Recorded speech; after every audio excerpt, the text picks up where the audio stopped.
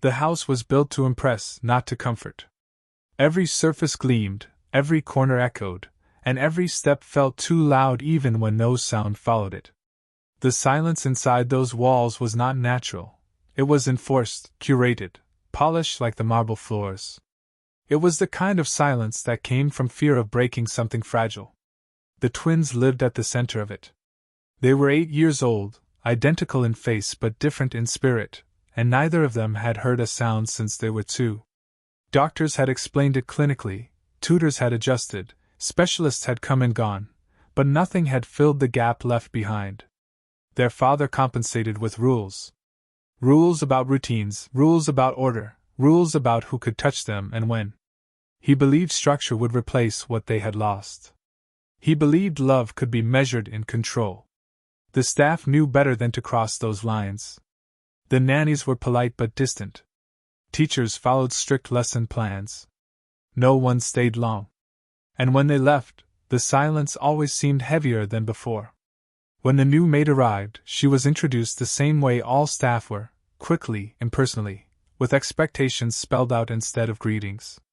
She listened more than she spoke, nodded when instructed, and never questioned the long list of rules posted on the staff board. No loud movements. No unnecessary interaction. No physical play. Especially not dancing. She noticed the twins immediately. Not because they demanded attention, but because they didn't. They moved carefully through rooms that were too large for them, their eyes always scanning, always alert. They communicated with quick hands and glances, their own small world existing quietly inside the mansion. When adults entered a room, they shrank just a little, like they were used to being interrupted. The maid watched from a distance at first. She cleaned. She folded. She polished. But she paid attention. She noticed how the twins pressed their feet harder against the floor when the gardener used the lawn equipment outside, sensing the vibration. She noticed how they leaned toward windows during storms, feeling thunder through the glass even though they couldn't hear it. She noticed how their bodies reacted to rhythm no one else acknowledged. One evening, while cleaning the music room, a room no one used anymore, she found them there. The door was closed but not locked. The lights were low, the curtains half drawn. One of the twins had placed a hand on the piano, feeling the faint vibration from a low note that still resonated in the wood from an old memory of use. The other stood barefoot on the floor, eyes closed, swaying slightly. The maid froze. She knew the rules. She also knew what she was seeing. She didn't approach at first. She simply moved closer to the floor and tapped her heel softly, creating a gentle vibration. The twins felt it instantly. Their eyes snapped open, not frightened, but curious. She smiled and slowly repeated the motion, exaggerating it just enough for them to understand the pattern. 1 step. Pause. 2 steps. Pause. Their faces changed. Cautiously, one mirrored her movement. Then the other. It wasn't dancing yet, just motion, exploration, permission. She kept her hands visible, her posture open, letting them decide. When one of them laughed silently, covering their mouth in surprise, something broke loose in the room. They began to move together. Not wild. Not loud. Just free. The maid counted with her fingers, tracing rhythm in the air. The twins followed, feeling the beat through the floor, through proximity, through shared joy. It was the first time anyone had invited them to experience something instead of correcting them for it. They didn't notice the time. They didn't hear the front door open. Their father returned early that night, his meeting cut short by irritation and exhaustion. He was already on edge as he walked through the house, sensing something off. The silence felt different. Not heavier, busier. Like something was happening without him. As he passed the music room, he felt it. A vibration under his feet. He stopped. At first, he thought it was machinery. Then he realized it was movement. Human movement. Coming from the one room that was supposed to stay closed forever. He pushed the door open. What he saw made his chest tighten in shock and disbelief. His children were moving. Not pacing. Not fidgeting. Dancing. The maid was with them, barefoot, smiling, guiding them with her hands like she belonged there. The twins' faces were lit with something he hadn't seen since before the illness. Joy without fear. Focus without tension. His mind raced to the rules. The risks. The disrespect. Anger surged faster than logic. The door slammed open harder than he intended. The vibration stopped instantly. The twins froze mid-step, eyes wide. Their joy evaporated, replaced by panic. Their hands flew up, signing quickly, confused, afraid. The maid turned slowly, her expression calm but alert. She knew what this looked like. She also knew what it meant. His voice cut through the room, sharp even without sound reaching the twins. His posture said enough. "What do you think you're doing?" The maid stepped forward instinctively, shielding the children without touching them. "I wasn't hurting them. You were breaking the rules," he snapped. "You had no permission." The twins backed away, pressing into each other. One of them clutched the other's sleeve, their breathing quick and uneven. He noticed it, and ignored it. "I trusted you," he continued. "You were hired to clean, not to entertain." She held his gaze steadily. They weren't being entertained. They were being understood. That was when he made the decision that would haunt him. "You're fired," he said coldly. The maid inhaled slowly, accepting the words without protest. But the twins didn't. One of them rushed forward and grabbed his arm, fingers digging in with surprising strength. Tears streamed down the child's face as their hands moved rapidly, urgently, pointing at the maid, then at their own chest. He didn't understand the signs. He only felt the accusation in their eyes. He pulled his arm back, shaken. "Enough," he said, more harshly than he intended. The twins flinched. The maid's calm finally cracked, just slightly. "Please," she said quietly. "They're trying to tell you something." Before he could respond, hurried footsteps echoed from the hallway. A staff member appeared at the door, breathless and pale. "Sir," she said, hesitating. "There's someone at the gate. She says she knows what's happening in here. She says she taught her." The room felt suddenly too small. The twins stood between him and the maid, their hands slowing now, forming a single sign again and again. A sign he recognized. Happy. And for the first time in years he wasn't sure he was right. The silence that followed felt heavier than anything that had come before it. Not the quiet he was used to, the obedient, empty quiet, but something tense, charged, like a held breath that refused to be released. The twins stood between him and the maid, small bodies stiff with defiance, hands trembling as they repeated the same sign again and again. He knew what it meant. He just didn't know how to accept it. Happy. The word struck him harder than any accusation could have. He straightened his jacket, forcing authority back into his posture. This was his house. His children. His rules.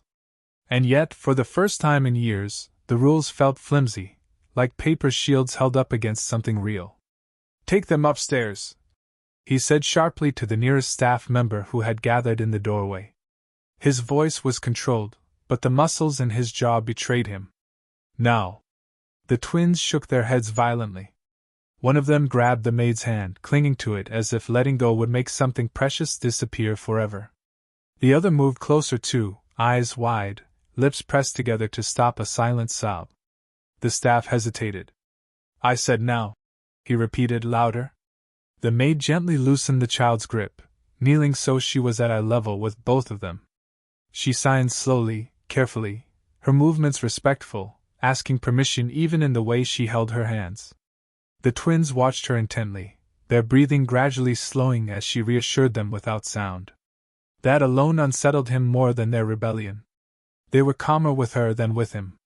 When the children were finally led away, both of them looking back over their shoulders until the last possible second, the billionaire felt the house watching him. Staff members had gathered now, pretending to be busy but clearly listening. This was not a private mistake anymore. It was becoming a spectacle. He turned to the maid. "You should have disclosed your background," he said, his tone clipped. "You crossed professional boundaries." "I cross fear," she replied quietly. There's a difference. A few staff members exchanged glances. Someone inhaled sharply. No one spoke. He scoffed. You think you know better than specialists? Doctors? Educators who've spent their lives. I think I know children, she interrupted gently. Not defiant. Certain. And I think your children have been surviving, not living. The words landed like a slap. For a brief moment, something ugly stirred in him, an instinctive defensiveness, sharpened by years of being obeyed without question. He was used to respect, not challenge. And the fact that it came from her, standing there in a uniform, only fueled the heat rising in his chest. You forget your place, he said coldly. The air changed. It wasn't just anger now. It was something older. Something unspoken but deeply familiar.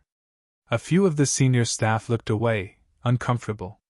Others stiffened, recognizing the tone even if they didn't want to name it. The maid straightened slowly. My place, she said evenly, is wherever I can help a child feel safe. He opened his mouth to respond when raised voices echoed from the front hall. The security gate had opened. Someone was arguing with the guards. Moments later, the house manager rushed in again, clearly flustered. Sir, the woman at the gate, she refuses to leave. She says if you don't speak to her now, you'll regret it. I don't have time for this, he snapped. She says she trained your maid, the manager added, lowering her voice. And that what happened tonight was inevitable. Against his better judgment, he ordered the guards to let the woman in. She entered with the confidence of someone who didn't need permission. Her hair was streaked with gray, her posture upright, her gaze sharp but not hostile. She took in the room, the maid, the staff, the tension, with a single glance. So, she said calmly, this is how it finally happened. He folded his arms. You are? Someone who has spent 30 years teaching deaf children how to exist in a world that refuses to slow down for them, she replied. And someone who trained that young woman to do the same. The maid lowered her eyes, uncomfortable with the attention. You trained her to disobey? He asked. I trained her to listen, the woman said. Even when no sound exists. He laughed humorlessly. This is ridiculous. My children are not a social experiment. No, the woman agreed. They're human beings. And they just experience joy without being corrected for it. That's why you're angry. His face hardened. You don't know me. I know your type, she said without cruelty. You replace guilt with control. You think silence equals safety. And you punish anyone who proves otherwise. The words cut deeper than he expected. That will be all, he said. Both of you. The maid didn't move. Neither did the woman. From the top of the stairs, a small figure appeared. Then another. The twins had slipped away from their handler. Gasps rippled through the room. They stood at the railing, hands gripping it tightly, eyes locked on the scene below. Everyone froze. No one dared move toward them. The billionaire felt his heart lurch. Get away from there, he ordered, fear creeping into his voice. The twins ignored him. Instead, they looked at the woman who had entered uninvited. She raised her hands slowly, signing something simple. Are you okay? The twins nodded. Then, in front of everyone, they began to sign back. Slower than usual. Deliberate. Clear. The woman's face softened. They're asking, she said quietly, why dancing is bad. The room went completely still. The billionaire felt heat rush to his face. Every staff member was watching now. Every unspoken judgment, every whispered assumption hung thick in the air. He searched for an answer. There wasn't one. The maid took a step forward. It's not bad, she said softly. You were never doing anything wrong. One of the twins smiled, small and hopeful. That smile broke something in him. Before he could react, the woman spoke again, her voice firm. If you fire her tonight, you will take something from your children that no amount of money can replace. He looked up at his children, really looked at them, and saw fear there, but also something new. Expectation. They were waiting. for him to decide who he was going to be. And suddenly, the power he'd always relied on felt terrifyingly fragile. The room stayed frozen long after the last sign faded from the twins' hands. No one spoke. No one even breathed loudly. It was as if a single wrong movement might shatter something that had only just come into existence. He felt it first in his chest, a slow pressure that made it hard to stand straight. His instinct was still to regain control, to issue an order, to end this uncomfortable moment before it spread any further. But every time he opened his mouth, his eyes drifted back to the twins at the railing. They were watching him with a focus he wasn't used to. Not fear. Not obedience. Expectation. The woman near the door broke the silence gently. "They're not asking for permission," she said. "They're asking for understanding." He swallowed. His throat felt dry, tight, as if years of unsaid words had piled up there. "You don't get to tell me how to raise my children." "No," she agreed. "But I do get to tell you what I've seen happen when people don't." He turned away from her, pacing a few steps across the room. His shoes echoed sharply against the marble floor. He hated that sound. Hated how loud it felt in a house meant to be quiet. "They have the best care available," he said, more defensively than he intended. "Specialists from 3 countries. Private educators. Therapists. And yet," the woman replied calmly, "they just experience more connection in 20 minutes than they have in years." That landed harder than anything else. The maid stood still near the music room door, hands folded, posture respectful but unyielding. She wasn't pleading. She wasn't defending herself anymore. She was waiting. Waiting for him to finally see what had been right in front of him. He turned to her. "Why didn't you tell anyone what you were trained to do?" She met his eyes without flinching. "Because when people hear my background, they stop seeing the children. They start seeing a risk. A liability. Someone who might overstep." "You did overstep," he said. "Yes," she answered softly. "For them." The twins shifted at the railing. One leaned into the other, their heads touching briefly. A quiet comfort. A shared language that existed entirely without sound. He realized then how little of that language he knew. "How long have you been teaching deaf children?" he asked the woman, his voice lower now. "Long enough to know that silence doesn't mean emptiness," she replied. "It means the world speaks differently." He exhaled slowly and looked back up at the twins. He raised his hands hesitantly, clumsy and unsure, attempting the sign he remembered from years ago. "Are you okay?" The twins stared at him, surprised. Then one of them nodded. The other hesitated, then signed something back. Awkward, slow, but deliberate. The woman translated quietly. "They're asking why you're angry." The question pierced straight through him. "I'm not angry," he said automatically. The maid spoke before the woman could respond. "You are," she said gently. "But not at them." He closed his eyes for a brief second. When he opened them again, his voice was different. Quieter. "I was afraid." The admission shocked everyone in the room, including himself. "I spent years trying to protect them from pain," he continued. "From disappointment. From a world that doesn't know how to slow down. And I told myself that if I controlled enough, if I planned enough, they wouldn't feel what they lost." His hands curled into fists at his sides. "But I never asked what they wanted." The maid looked up at the twins and signed something slowly. "Would you like to show him?" They exchanged a glance. Then, cautiously, they began to move. Not dancing at first. Just shifting weight. Stepping in rhythm only they could feel. Their hands moved too, tracing patterns in the air, not words but emotion. It wasn't a performance. It was communication. He felt his chest tighten again, but this time it wasn't anger. It was grief. For the years he had missed.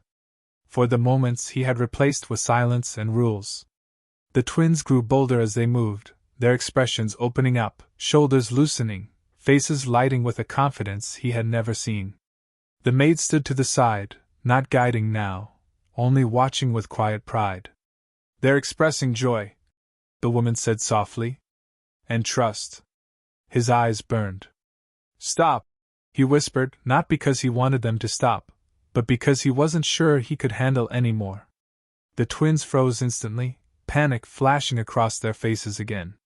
No, he corrected quickly, stepping forward. I didn't mean. He forced himself to continue signing, slow and imperfect. You can keep going. They hesitated. Then continued. Something shifted inside him then, something irreversible. He understood that if he sent the maid away now, if he shut this down, he wouldn't just be enforcing rules. He would be choosing fear over growth. His own fear. The woman spoke again, her tone firmer now.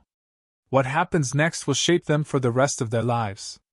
They will remember whether you chose comfort or courage. He looked at the maid. You taught them more than movement. She nodded. I taught them that they don't have to disappear to be safe. The weight of that settled heavily on him. I can't undo the past, he said quietly. No, she replied. But you can stop repeating it. The twins finished moving and looked at him again, chests rising and falling with excitement and nerves. One of them signed something small, almost shy. The woman smiled faintly. They're asking if you want to learn. The question hit him harder than the first one. Learn. From them. From the woman he almost fired without listening. From children he thought he was protecting, when in reality he had been shielding himself. He nodded slowly. Yes, he said. I do. The maid's breath caught audibly, the first visible crack in her calm. The woman at the door relaxed slightly, as if she had been holding tension for years waiting for this moment. But the decision wasn't over yet. He could feel it. This wasn't just about allowing dance lessons or changing routines. It was about redefining authority, humility, and trust inside a house built on control.